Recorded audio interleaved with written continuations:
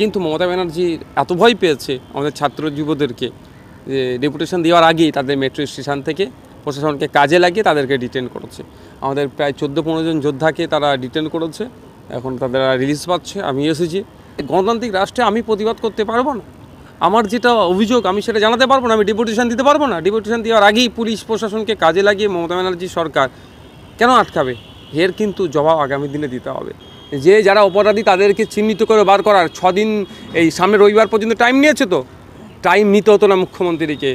আমাদের রাজ্যের পুলিশকে যদি তারা ফুল ক্ষমতা দিয়ে রাখে যে যারা অন্যায় করেছে তাদেরকে খুঁজে বার করো, 48 ঘন্টা পার করবে না, সব বার করে দেবার ক্ষমতা রাখে আমাদের পুলিশ। কিন্তু রাজনীতিকরণ হয়ে যাওয়ার ফলে, পেছন দিক থেকে টিউনিং করার ফলে এই দুর্দিনগুলো আমাদের দেখতে হচ্ছে। আর যাদের কেউ যদি আড়াল করতে চাই, সরকারকে বলবো যদি আড়াল করতে চাই, এই 2-1টা আড়াল করার জন্য এই সরকারটা না ভেঙে পড়ে, এই আড়াল করার জন্য, এটা মাথায় রাখবেন। কি বলবেন এই যে আপনাদের ছেলেরা আন্দোলন করতে এলো, তাদের আন্দোলন করতেই দেওয়া হলো, তার আগে অ্যারেস্ট করা হয়েছে? দেখুন, ব্যাপারটা হচ্ছে আরজি করে যে ঘটনা ঘটেছে দুর্ভাগ্যজনক আমাদের জন্য। আমরা এমন এক রাজ্যে বসবাস করছি যে রাজ্যের একজন স্বাস্থ্যমন্ত্রী মহিলা, আপনার পুলিশ মন্ত্রী মহিলা, মুখ্যমন্ত্রী মহিলা হওয়ার পরেও আমাদেরকে এখনও যে মহিলার সাথে অন্যায় হলো, যে ইনজাস্টিস হলো, যার সাথে অন্যায় হয়েছে, তার জন্য সে যাতে ন্যায় পায় সেই জন্য আমাদেরকে রাস্তায় আন্দোলন করতে হচ্ছে। একজন মহিলা হিসেবে আমরা চেয়েছিলাম মুখ্যমন্ত্রীর কাছ থেকে তিনি দ্রুত পদক্ষেপ গ্রহণ করবেন, কিন্তু দুর্ভাগ্যের বিষয় যত দিন যাচ্ছে দেখছি যেন জিনিসটাকে এড়িয়ে যাওয়ার চেষ্টা হচ্ছে, কিছু ধামাচাপা দেওয়ার চেষ্টা হচ্ছে, কোনো মতেই মেনে নেওয়া যাবে না। আমাদের স্টুডেন্ট ফ্রন্ট আজকে স্বাস্থ্য ভবনে আমাদের একটা ডেপুটেশন ছিল, কিন্তু মমতা ব্যানার্জি এত ভয় পেয়েছে আমাদের ছাত্র যুবদেরকে যে ডেপুটেশন দেওয়ার আগেই তাদের মেট্রো স্টেশন থেকে প্রশাসনকে কাজে লাগিয়ে তাদেরকে ডিটেন করেছে।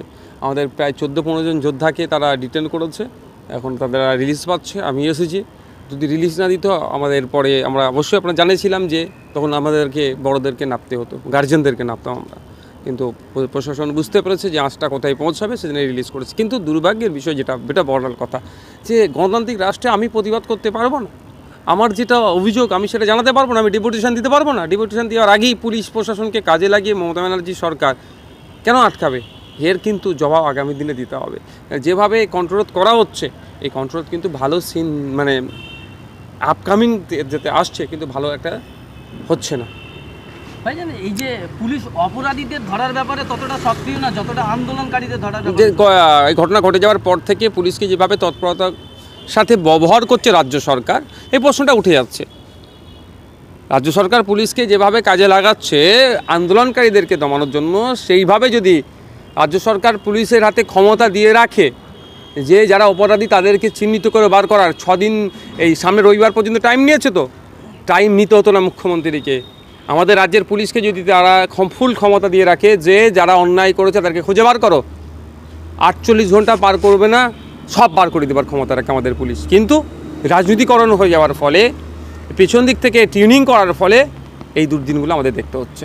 পুলিশ এবং সুপার প্রথমে বলেছিলেন মুখ্যমন্ত্রী মমতা বন্দ্যোপাধ্যায় তিনি বলেছেন এই বিষয়ে ছাত্ররা যে দাবি করেছে সেই দাবি মেনে নেওয়া হবে, এবং প্রয়োজনে আপনারা যদি সিবিআইও চান, আমি সিবিআই যদি রাজ্য পুলিশের উপর আস্থা না থাকে সিবিআইয়ের হাতেও দিতে সিবিআই নয়, আমরা চাইছি বিচার বিভাগে তদন্ত হোক। সিবিআই, সিআইডি প্রত্যেককে আমি সম্মান জানিয়েও বলছি, সিবিআইয়ের সাকসেস রেট নিয়ে অনেক প্রশ্ন আছে। তো হঠাৎ করে আবার মমতা ব্যানার্জি সিবিআইয়ের প্রতি এত দরদ উঠলে উঠলো কেন? আমাদের বিচার বিভাগীয় তদন্ত বা আমাদের পুলিশের প্রতি কি আর ভরসা রাখতে পারছেন না? না, কোনো জায়গায় একটা সেটিংয়ের গল্প আবার আসছে আপনার এর জন্য। আনিস খানের সময় যখন সিবিআই চাওয়া হয়েছিল তিনি এসআইটি বসিয়ে দিয়েছিলেন, আর এখন সিবিআই কেউ চাইছে না, সিবিআই করছেন কেন? আমরা চাইছি বিচার বিভাগীয় তদন্ত হোক। কুণাল ঘোষ বলছে যে মুখ্যমন্ত্রী তো সব বলে দিয়েছেন, এখানে বিরোধীতে কথা বলার কোনো অধিকার নেই। দেখুন, কুণালবাবু তো তার মতো করে বলবে, আবার কালকেই ওই কুণালবাবু যদি হয় এই পিজন ভ্যান চাপড়ে বলবে মমতা ব্যানার্জি সম্পর্কে বাজে মন্তব্য করবেন। প্রথমে আত্মহত্যা বলা হয়েছিল সুপার থেকে এবং পুলিশ বড় কর্তা থেকে, এটা কি মনে করেন দায় নিতে হবে? সেটা কি দায় নিতে হবে? যারা এই ধরনের আত্মহত্যা বলে চালিয়ে দেওয়ার চেষ্টা করছিল তাদের দায় নিতে হবে। কারণ আমি মেডিকেল সায়েন্সের ছাত্র নয়, কিন্তু যারা মেডিকেল সায়েন্স নিয়ে পড়াশোনা করছে সে ডক্টরসদের কিছু মন্তব্য শুনলাম, যেভাবে তার শরীরের হাড় ভেঙেছে বা বিভিন্ন জায়গায় ক্ষত হয়েছে, একটা মানুষের পক্ষে সম্ভব নয়। একটা মহিলার সাথেও এটা নিশ্চিতভাবে একাধিক মানুষের সাথে জড়িয়ে আছে। কাউকে আড়াল করার চেষ্টা হচ্ছে, কিন্তু আড়াল করে বেশি দিন রাখতে পারবে না। ডাক্তাররা কর্মবিরতির ডাক দিচ্ছে, এদের উদ্দেশ্যে কি বলবেন? দেখুন না, আমি একটা কথাই বলবো যে গ্রাম থেকে প্রচুর মানুষ শহরে আসে ট্রিটমেন্ট নিতে, গ্রামের সেই অর্থে চিকিৎসা ব্যবস্থা ভেঙে পড়েছে বলে শহরে আসে। ডাক্তাররা মানবিক, আমি সবসময় তাদেরকে সম্মান জানাই। তারা যে আন্দোলনটা করছে, ন্যায় আন্দোলন করছে, আন্দোলনের পাশে আমি আছি। আমার অনুরোধ এটাই, রিলে প্রয়োজনে আন্দোলন চলুক, এমার্জেন্সি বিভাগটা যেমন খোলা আছে সেটা চালাবেন যথাযথভাবে। আর আমি আপনাদের বলবো মিডিয়ার মাধ্যমে, আজকে ডাক্তাররা এই কর্মবিরতি করতে বাধ্য হয়েছে। আমি আপনাদের জাস্ট বললে বুঝতে পারবেন, আমাকে গত বছরে 2022 সালের 21শে জানুয়ারি আমি অ্যারেস্ট হয়েছিলাম। আমি তখন গিয়েছিলাম রাত্রে 12টার আশপাশে, মেডিকেল করাতে নিয়ে গিয়েছিল আমাদের অনেকজন ছিল। তো ওই সময় গিয়ে আমাদের যথারীতি মেডিকেল হচ্ছিল, আমাদের তো একটা টিমে অনেকজন ছিল, অনেককে অ্যারেস্ট করেছিল অন্যায়ভাবে। তো সেই সময় এর দীর্ঘ টাইম লেগেছে, তখন প্রায় 1টা থেকে 1:30টা বাজতে যায়। একটা এমার্জেন্সি পেশেন্ট এসেছিলো ট্রমা কেয়ারে, তো আমি দেখছি সে প্রায় 15 মিনিট ধরে সে পেশেন্টটা ছিল ওখানে, একদিন খুবই এমার্জেন্সি অ্যাক্সিডেন্ট একটা রোগী, 15 মিনিট 20 মিনিট ধরে পড়ে আছে। কিন্তু দুর্ভাগ্যের বিষয়, আমি কাকে বলবো, আমি তো টোটালটা ফলো করছিলাম, বাকি যে সমস্ত ডক্টরসরা ছিল তারা নিয়মিত পেশেন্টদেরকে সেবা দিয়ে যাচ্ছে।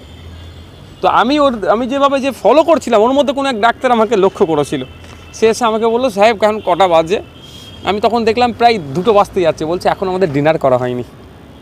ডাক্তারদের দুর্দশার কথা আমাদের ভাবতে হবে, যে ডাক্তাররা যাদের মাধ্যমে আমরা প্রাণ ফিরে পাই বা অসুস্থ থেকে আমরা সুস্থ লাভ করি, আমরা আরোগ্য লাভ করি, তাদের সাথে যে অন্যায় হয়েছে কোনোভাবেই মেনে নেওয়া যায় না। আর যাদের কেউ যদি আড়াল করতে চাই, সরকারকে বলবো, যদি আড়াল করতে চাই, এই 2-1টা আড়াল করার জন্য এই সরকারটা না ভেঙে পড়ে, এই আড়াল করার জন্য, এটা মাথায় রাখবেন।